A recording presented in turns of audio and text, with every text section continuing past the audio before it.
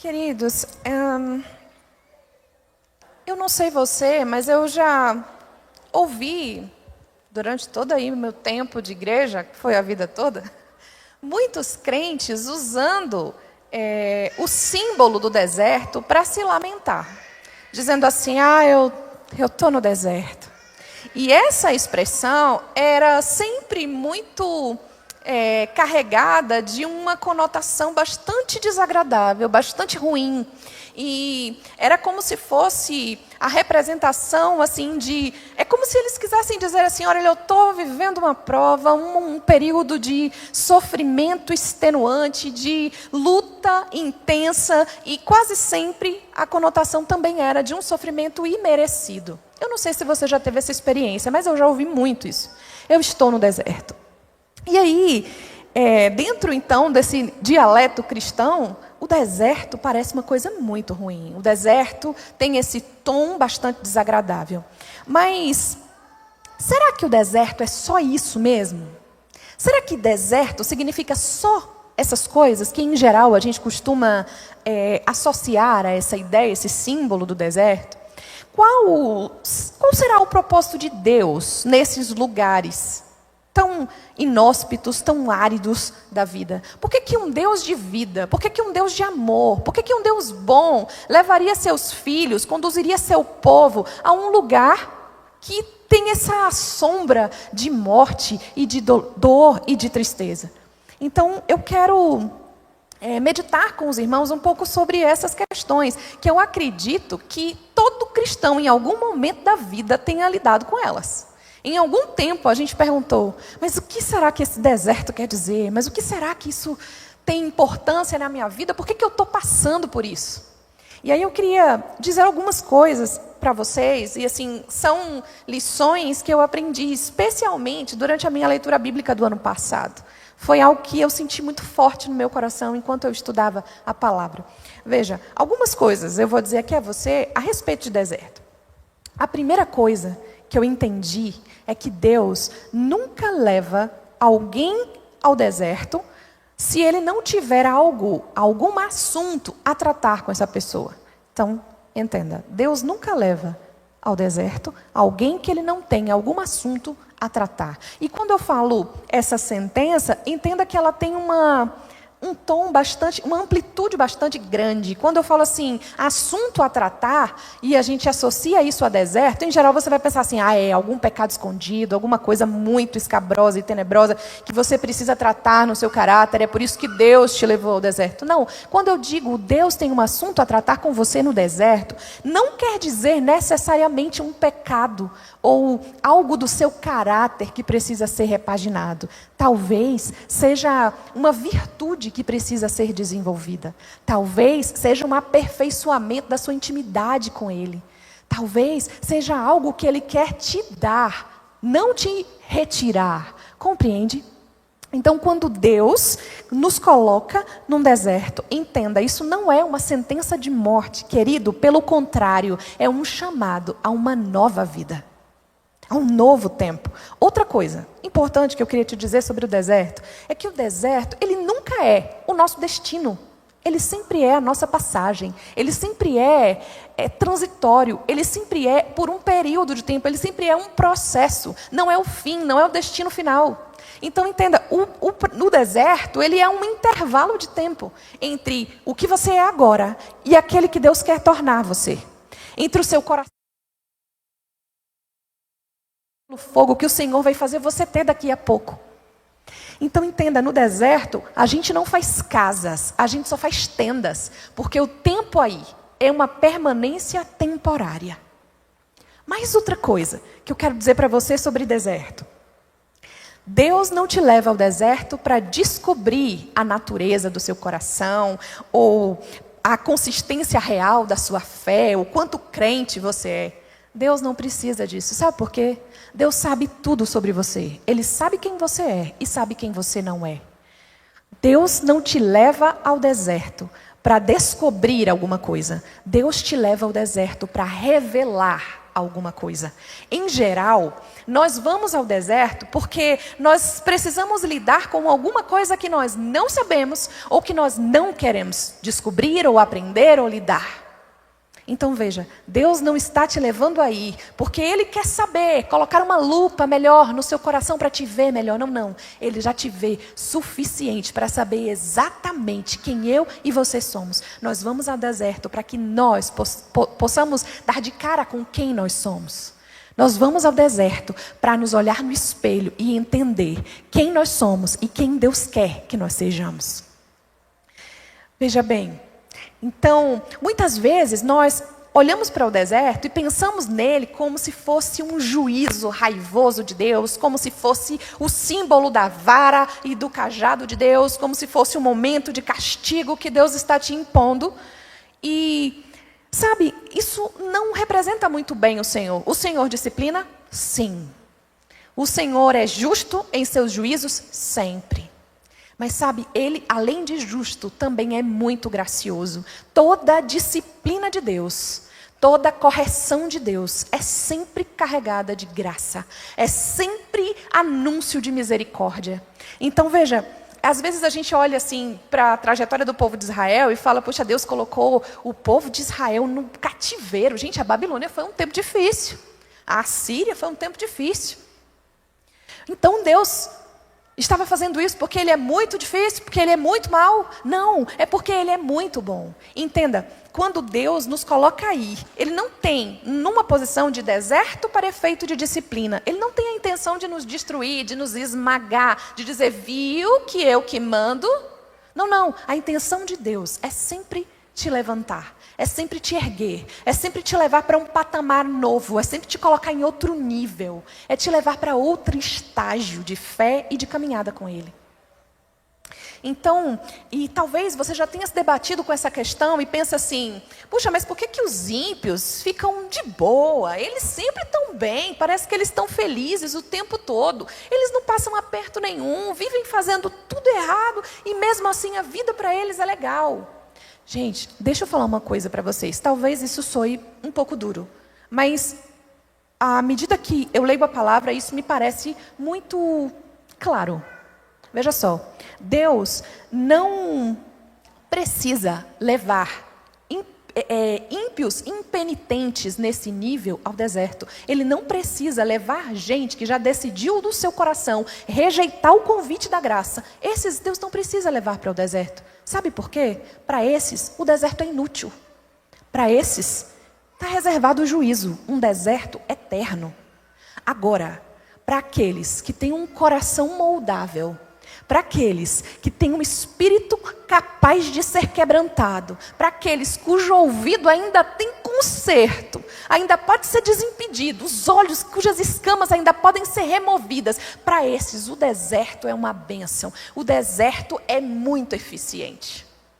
Então, se Deus colocou você no deserto, fica alegre, fica animado, porque o Senhor ainda não terminou com você.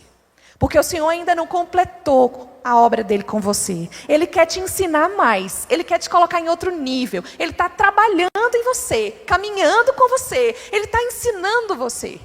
Então, eu queria, em nome de Jesus, compartilhar com você sobre isso. Nunca mais trate o seu deserto com tristeza. Nunca mais pense no deserto da sua vida como um momento de ausência de Deus, ou de abandono de Deus, ou de desespero sem esperança. Deserto, para quem tem o coração moldável, é só um estágio, é só uma fase, é só um tempo entre esse nível e esse aqui, aonde o Senhor vai te colocar. Amém? Então, eu fui vendo essas coisas, estudando a história do povo de Israel, e entendi que deserto é o espaço onde aquele que começou a boa obra na sua vida vai aperfeiçoá-la. Vai te levar aí. Então, entenda, deserto não é um lugar do qual nós devamos fugir, em relação ao qual nós devamos resistir. O deserto é um lugar onde nós precisamos aprender a nos render, a nos entregar e dizer, Jesus, agora acabou tudo de mim. Tudo que ainda restava do velho homem no meu coração, eu quero que ele termine de morrer. Eu quero que ele seja esmagado bem muito, para que o Senhor apareça, para que esse deserto seja cheio de propósito na minha vida. E que quando eu chegue do outro lado, eu seja uma nova criatura, um filho melhor do Senhor, uma serva melhor de Deus, uma mãe melhor, uma esposa melhor, uma profissional melhor. Então, querido, você está no deserto? Fica feliz. Porque o Senhor ainda tem coisa para tratar com você. Porque Ele não encerrou com você, Ele não te entregou para o juízo. Ele ainda está tratando você como aquele pai que não desistiu do filho. Vem, meu filho, você está insistindo nesse erro, mas eu vou te ensinar de novo. Ou então aquele pai que diz, filho, eu vou te contar uma coisa nova hoje. Eu vou te levar num lugar que você nunca foi. Você está no deserto? Fica feliz. Dá glória a Deus bem alto aí. Glória a Deus! Amém. O Senhor não terminou comigo. O Senhor não terminou com você. Então, parece estranho, né, que eu vou falar, mas eu vou dizer, aproveita seu tempo de deserto, aprende, escuta, pede ao Espírito Santo para abrir os seus ouvidos, para você estar sensível ao que o Senhor quer falar com você aí. Está doendo, está apertado, aproveita essa dor para crescer, aproveita esse aperto para ir mais adiante, em nome de Jesus. E para falar sobre isso, eu quero ler um texto com você, capítulo 26 de Gênesis. Eu quero ler um episódio da vida de Isaac, que vai nos ensinar muita coisa a respeito de deserto. Algumas lições que vão te ajudar, e me ajudaram muito, a passar por um tempo de deserto, né? Aprender algumas coisas aqui que podem nos ensinar sobre isso. Então, Gênesis capítulo 26. Eu vou ler até o verso 25, tá bom? E diz assim, ó: sobreveio à terra uma fome, além da primeira, ocorrida nos dias de Abraão.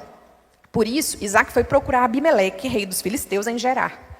E o Senhor apareceu-lhe e disse: não desças ao Egito, habita na terra que eu te disser. Fica vivendo nessa terra, e serei contigo e te abençoarei, porque darei todas essas terras a ti e aos que descenderem de ti. E confirmarei o juramento que fiz a teu pai Abraão. Multiplicarei a tua descendência como as estrelas do céu. E a ela darei todas essas terras. E todas as nações da terra serão abençoadas por meio dela, porque Abraão obedeceu a minha voz e guardou o meu mandamento, os meus preceitos, os meus estatutos e as minhas leis. Assim, Isaque habitou em Gerar. Então os homens do lugar perguntaram-lhe acerca de sua mulher, e ele respondeu: é minha irmã. Pois temia dizer a minha mulher, para que, dizia ele, os homens desse lugar não me matem por causa de Rebeca, porque ela era muito atraente. Quando já fazia muito tempo que ele estava ali, Abimeleque, rei dos filisteus, olhou por uma janela e viu que Isaque estava se divertindo com Rebeca, sua mulher. Então Abimeleque chamou Isaque e disse: na verdade, ela é tua mulher. Como, pois, disseste, é minha irmã? Isaque respondeu: porque pensei que pudesse ser morto por causa dela. E Abimeleque disse: que é isso que nos fizeste? Facilmente alguém do povo poderia ter se deitado com sua mulher, e tu terias trazido culpa sobre nós. Então Abimeleque ordenou a todo o povo, dizendo: quem tocar nesse homem ou em sua mulher, certamente morrerá. Isaque semeou naquela terra, e no mesmo ano colheu 100 vezes mais, e o Senhor o abençoou. O homem engrandeceu-se e foi enriquecendo até que se tornou muito poderoso, e possuía ovelhas e gado e muita gente a seu serviço, de modo que os filisteus o invejavam. E os filisteus entulharam e encheram de terra todos os poços que os servos de seu pai haviam cavado nos dias de seu pai Abraão. E Abimeleque disse a Isaque: afasta-te de nós, porque te tornaste muito mais poderoso do que nós.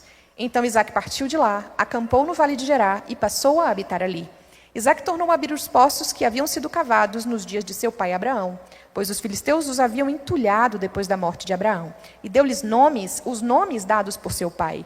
E os servos de Isaque cavaram naquele vale e acharam ali uma fonte de águas correntes. E os pastores de Gerar se desentenderam com os pastores de Isaque, dizendo: essa água é nossa. E ele chamou o poço de Ezeque, pois se desentenderam por causa dele. Então cavaram outro poço, e também se desentenderam por causa desse. Por isso deu o nome de Sitna. Isaque partiu dali e cavou ainda outro poço, e não se desentenderam por causa desse. Pelo que lhe chamou Reobote, dizendo: pois agora o Senhor nos deu espaço, e havemos de prosperar na terra. Depois ele subiu dali e foi para Berseba, e o Senhor apareceu-lhe na mesma noite e disse: eu sou o Deus de teu pai Abraão, não temas, porque estou contigo e te abençoarei e multiplicarei a tua descendência por amor do meu servo Abraão. Bem, nós vamos passar um pouco por esse texto, caminhar e entender um pouco mais sobre essa dinâmica de deserto e como nós podemos fazer boas escolhas aí nesse espaço. A primeira coisa que a gente vê aqui é que Isaac está enfrentando uma grande crise. Ele está em meio a um grande problema. Ele está em um deserto. E o problema que Isaac enfrenta aqui é uma fome. A fome está assolando a terra. E naquela conjuntura que Isaac vivia, que é diferente da nossa, uma fome significava que não adianta você ter dinheiro. Mesmo que você fosse muito rico, uma fome era um problema geral, era um problema para todo mundo. Porque o que é fome? É o resultado de um período longo de estiagem, um período longo de seca, que impede a terra de produzir. E se a terra não está produzindo e a estiagem persiste, significa que os pastos também vão ser comprometidos. Então, mesmo aqueles grandes produtores de rebanho vão ter problemas, porque o rebanho vai morrer. Não tem pasto para eles. Portanto, fome era um problema sério. Fome era um deserto, era uma crise grande. E o que acontece é o seguinte: talvez você também esteja se sentindo nesse espaço de deserto, se sentindo nesse momento difícil. E talvez o calor aí do deserto esteja anunciando para você calamidades ainda piores pela frente. Mas o que foi que Isaac fez quando isso aconteceu com ele? A primeira coisa que o texto diz aqui é que Isaac foi procurar alguém. Ele foi procurar um rei, o rei dos filisteus, Abimeleque. E é interessante porque Abraão, o pai dele, também já tinha estado naquele lugar, também já tinha caminhado por ali e passado algumas dificuldades também por ali, né? E então, quando Isaac está nessa situação, ele decide fazer o mesmo que seu pai havia feito: vou para esse lugar. E aí a gente vê logo no início o que acontece. O Senhor apareceu e deu uma ordem: olha, Isaac, Egito não, para lá você não vai. Fica na terra que eu te disser. Então, a primeira coisa que a gente vai aprender a respeito de deserto aqui é que nós precisamos entender, quando estamos enfrentando um deserto, a não buscar atalhos, mesmo que eles pareçam vantajosos. Você está no deserto? Fique atento, não pegue atalhos. Veja só, todo nômade, seminômade dessa região, quando vinha uma fome, corria para o deserto, emigrava para o Egito. Por quê? Porque o Egito era a grande potência da época. E lá eles tinham o Nilo. O Nilo é o segundo maior rio do mundo, né? O primeiro é nosso, Amazonas, né? Então, o segundo maior rio do mundo. E isso significava um rio tão vigoroso, tão maravilhoso, que mesmo em tempos de estiagem longa, o rio continuava fornecendo abastecimento de água para aquele povo. Então, se naquela região tão desértica, tão árida, esse rio tão poderoso garantia sobrevivência no Egito, quando a coisa ficava feia, quando a fome aparecia, quando a estiagem vinha, todo mundo corria para o Egito. Então, o pensamento de Isaac é muito plausível, é muito normal, é muito natural. Mas deixa eu te falar, o Senhor não chamou a gente para andar no natural. O Senhor não chamou a gente para buscar o atalho mais fácil. Ele chamou a gente para ouvir e obedecer. Então, a primeira coisa que Isaac faz é ouvir o Senhor. E lembra que foi o que aconteceu com Abraão, porque Abraão teve essa mesma história, passou por essas mesmas coisas. Quando aconteceu isso, Abraão passou um tempo no Egito, uma temporada lá. Deu certo? Eu vou dizer para você, deu não? O tempo que ele passou lá resultou um monte de problema. Primeiro, ele mentiu igualzinho o Isaac vai fazer, a gente viu aqui, né? Ele disse que Sara era irmã. E por causa disso, ele foi muito favorecido pelos egípcios. Ganhou muitos presentes, ganhou muitos rebanhos. E esses rebanhos foram a causa da separação dele de Ló. Justamente porque os rebanhos dele ficaram muito grandes. Ele foi muito abençoado ali no Egito, por esses favores, por esses préstimos. Não só isso, não foi só rebanho que ele recebeu, não. Ele também recebeu servos. E entre esses servos, isso aí, estava ela, Agar, que vai se tornar a mãe de Ismael e arrumar um problema bem grande para Abraão e para toda a linhagem da promessa depois dele. Então, gerações e gerações sofrendo com o problema por uma decisão equivocada no momento de deserto. Então, escuta, está no deserto? Não adote atalhos. Evite atalhos. Escuta o Senhor e ouve as instruções dele.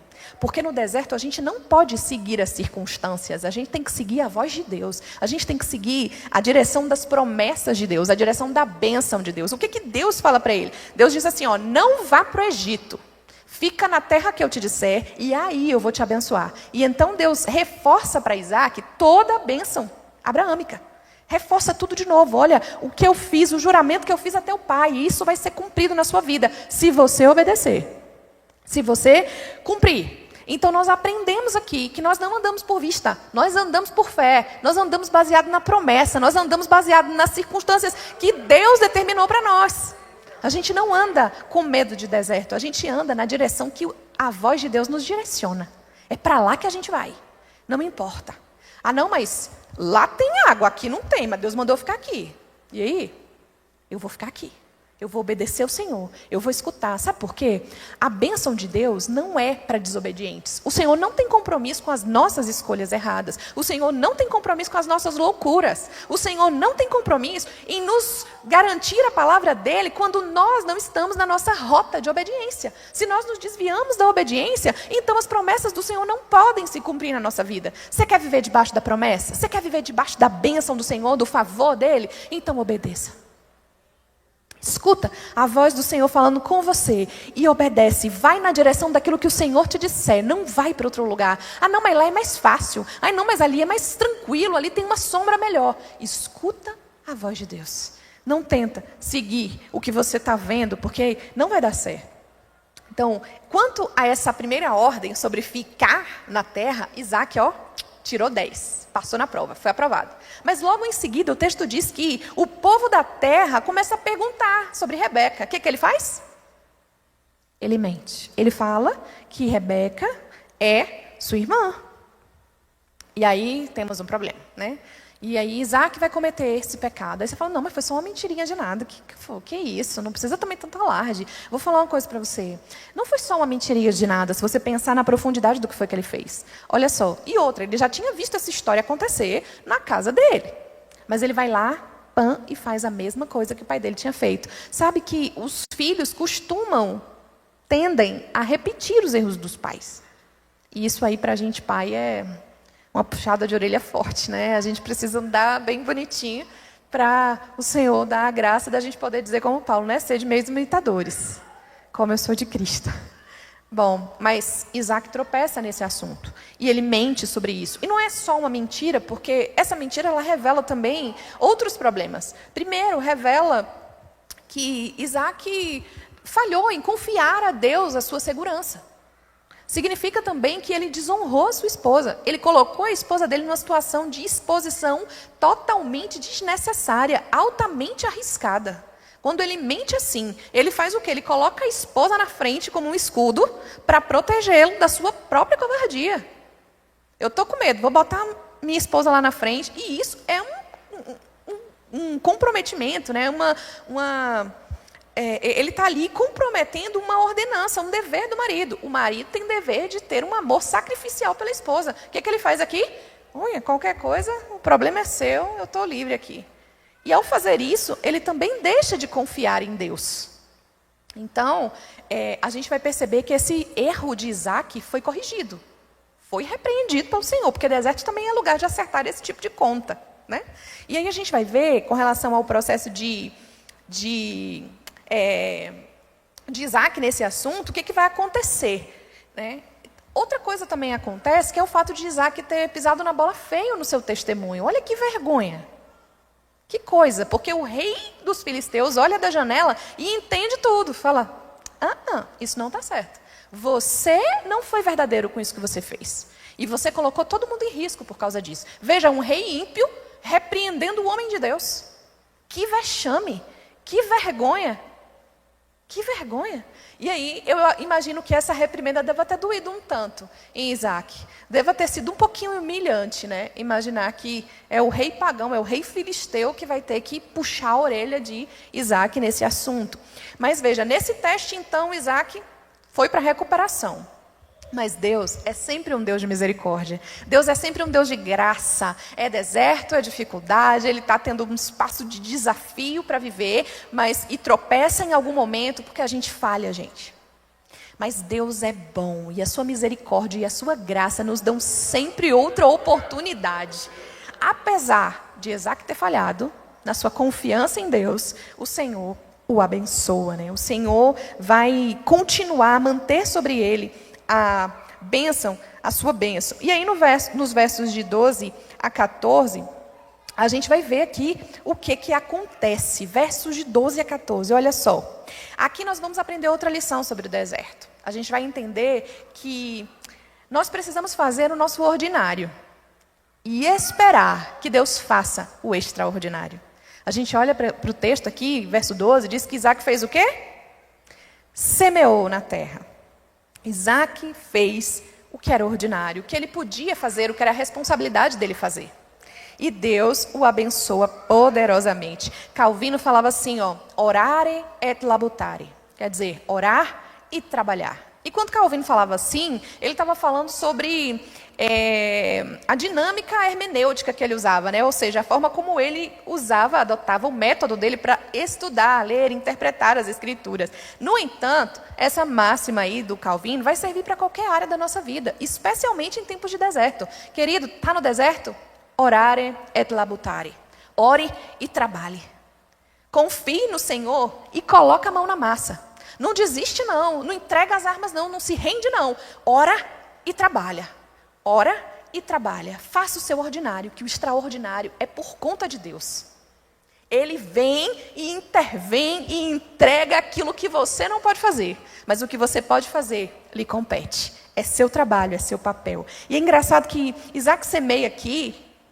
E ele semeia num contexto de resistência. Porque imagina, os outros no meio da fome devem ter dito assim, uai, você está semeando, você está gastando o grão que você podia comer, criatura. Esse negócio não vai dar em nada.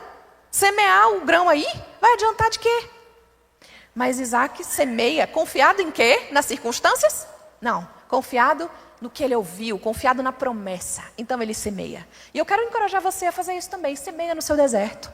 Semeia no seu deserto. Não desiste não. Pega a tua semente, coloca aí nesse deserto e confia no Senhor. Faz o seu ordinário e creia que o Senhor vai fazer o extraordinário. A orare e labutare. Então vai, ora, persevera, trabalha, meu irmão. Não desiste, não entrega a toalha não. E aí a gente vai ver que aconteceu esse extraordinário. Olha o que o texto diz que aconteceu. No mesmo ano. Escuta, foi ano, não foi no mesmo dia, tá certo? No mesmo ano, Isaac colheu 100 vezes mais. 100 vezes mais. Escuta, isso é o extraordinário de Deus acontecendo quando você pega a sua semente, enterra ali e planta ali e confia que o Senhor vai fazer. E confia que o Senhor é quem cuida de você. Não é a semente que você fez com o seu braço, com sua força. É a semente que você cooperou e trabalhou e confiou daquilo que Deus lhe entregou. Foi aqui que o Senhor me mandou ficar. Eu vou ficar aqui, eu vou semear, e eu vou andar em fé, e eu vou confiar. E o Senhor vai fazer extraordinário nessa circunstância.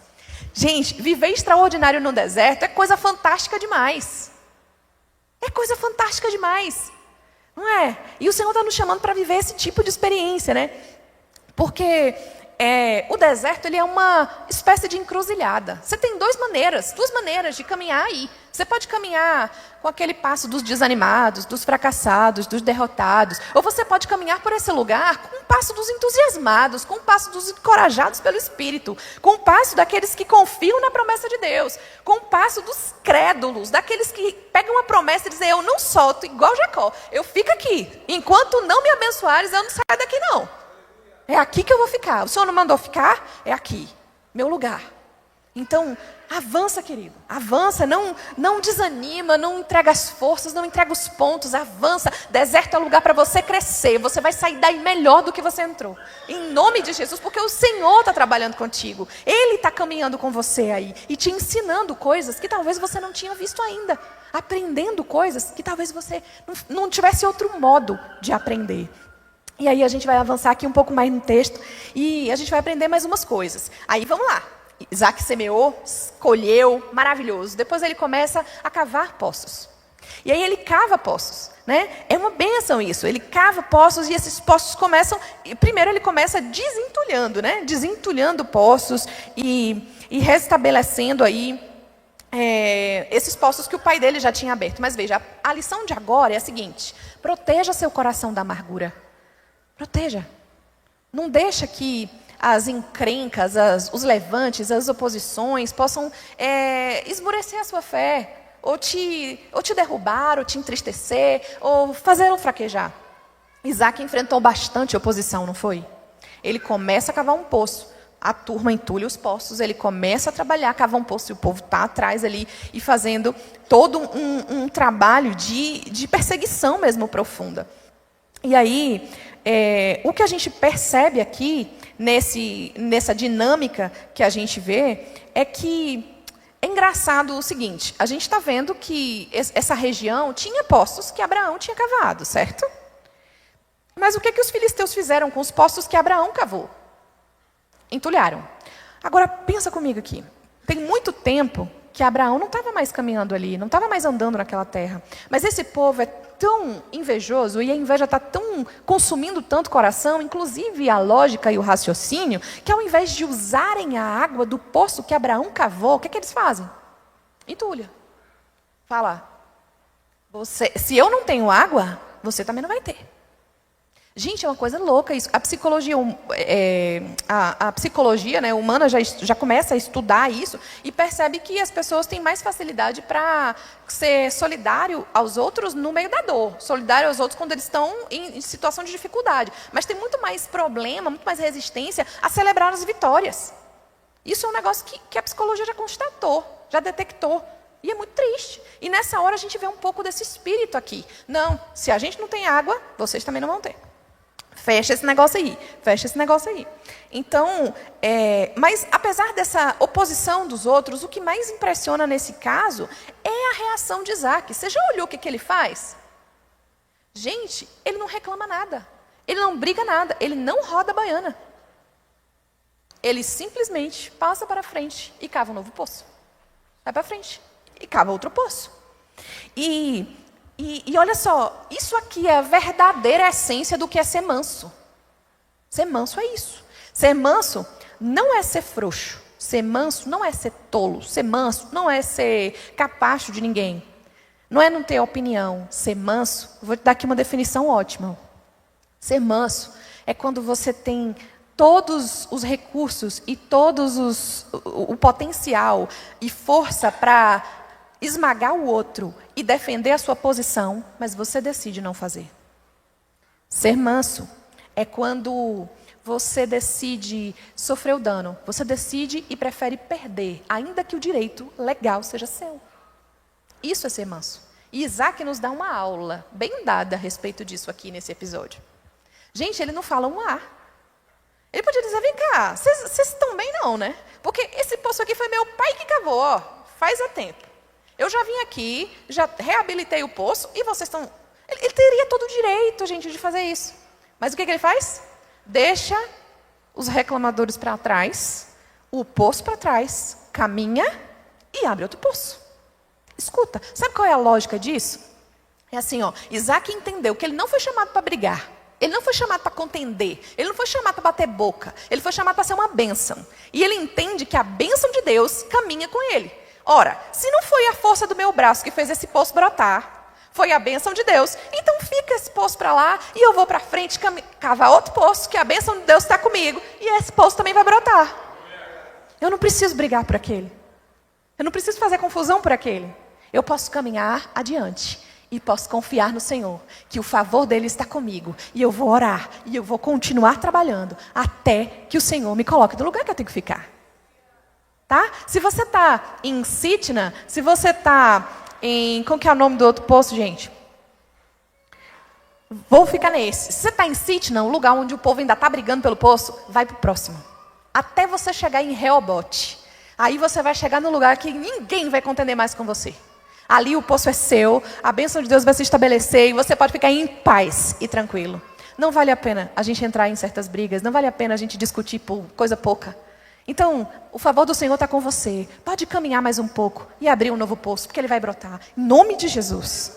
Porque é o nome dele. Né? E assim, eu acho muito lindo esse símbolo de desentulhar poços. Né? Porque eles têm várias aplicações. E quando a gente traz isso para o campo da vida espiritual, é bonito de ver, porque assim, muita gente pensa nisso em relação, por exemplo, à busca pelo avivamento.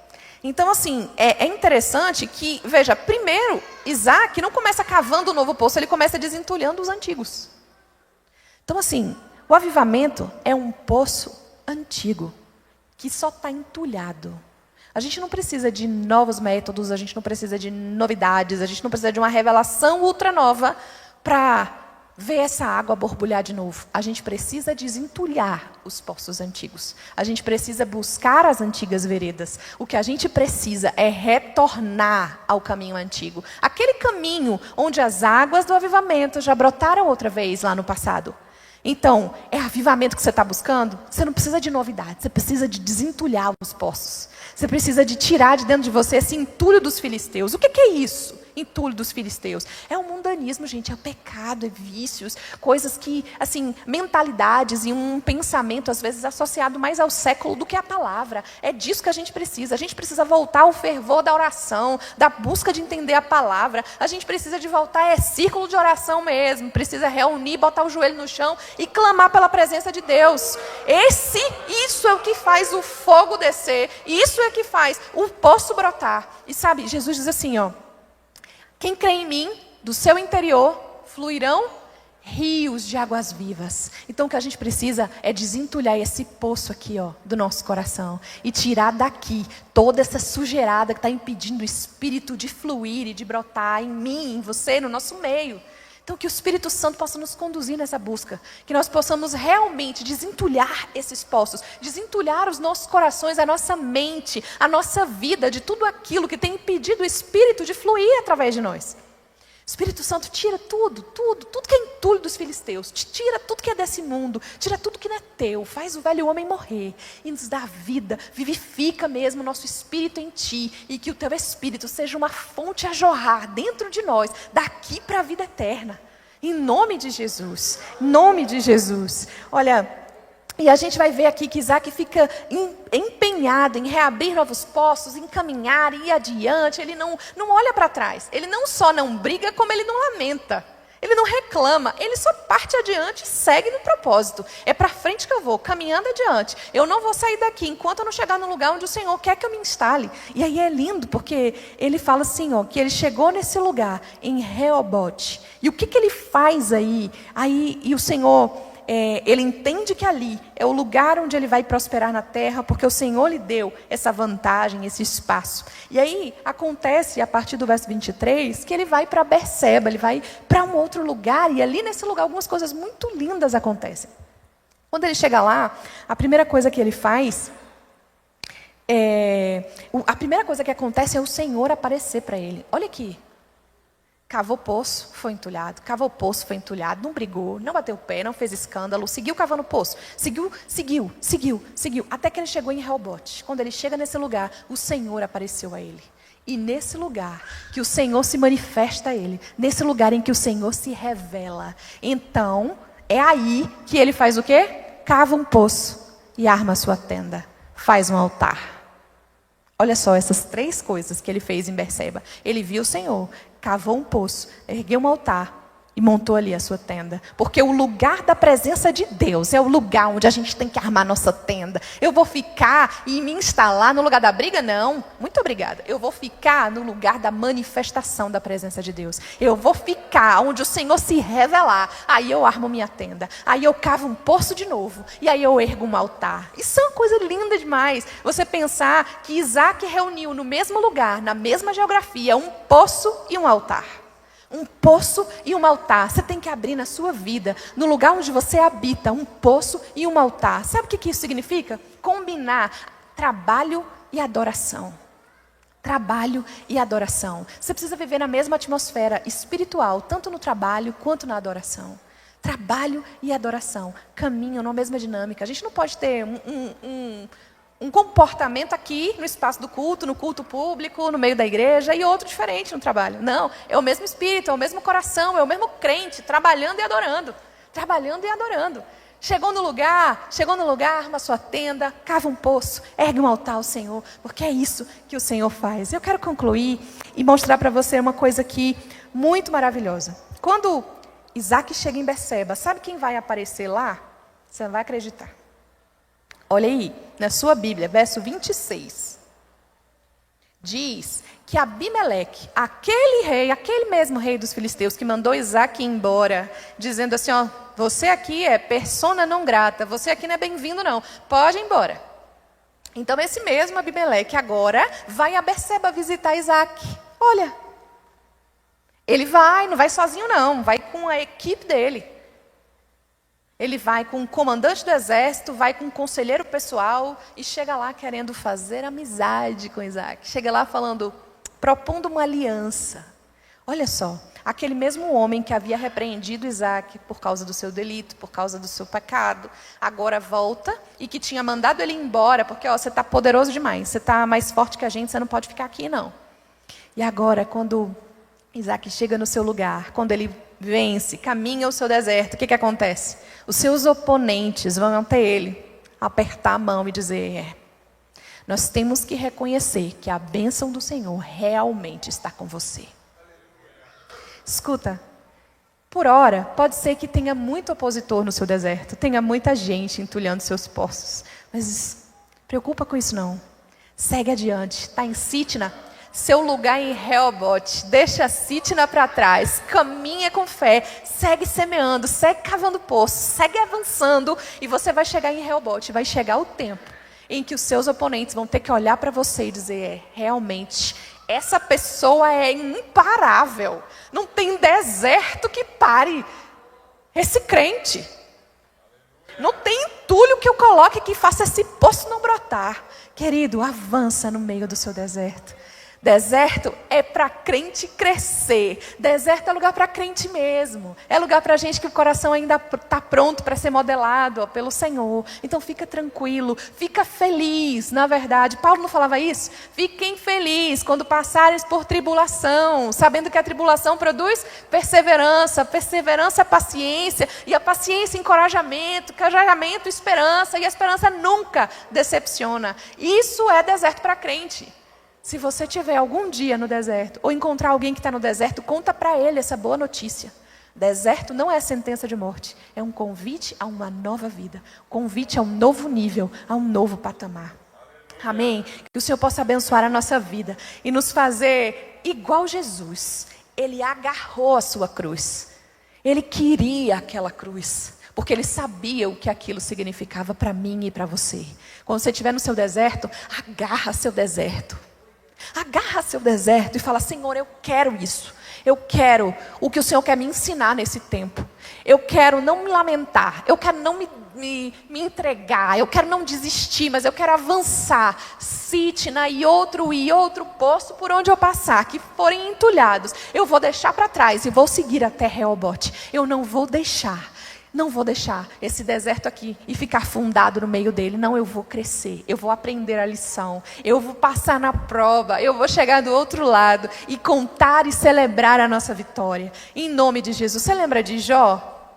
Lembra de Jó? Ele também passou por um deserto, né? E como ele chegou lá do outro lado? Ele chegou lá do mesmo jeito que Isaac chega aqui. Os amigos críticos dele tiveram que reconhecer. Jó, você é íntegro mesmo. É igual Abimeleque teve que dizer para Isaac, Isaac, a bênção do Senhor está com você mesmo.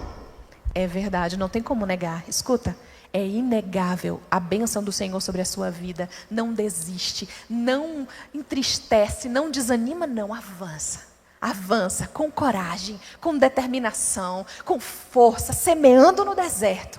Porque a palavra diz isso, aquele que caminha andando e chorando, levando a preciosa semente, voltará com alegria, trazendo consigo os seus molhos. Ninguém volta, filho de Deus, não volta do deserto de mão vazia. Volta com os molhos, alegre. Deserto é lugar para a gente sair alegre. Porque o Senhor não terminou comigo, o Senhor não terminou com você. Abraça a sua cruz, meu irmão, e fala, Senhor, eu vou até o fim.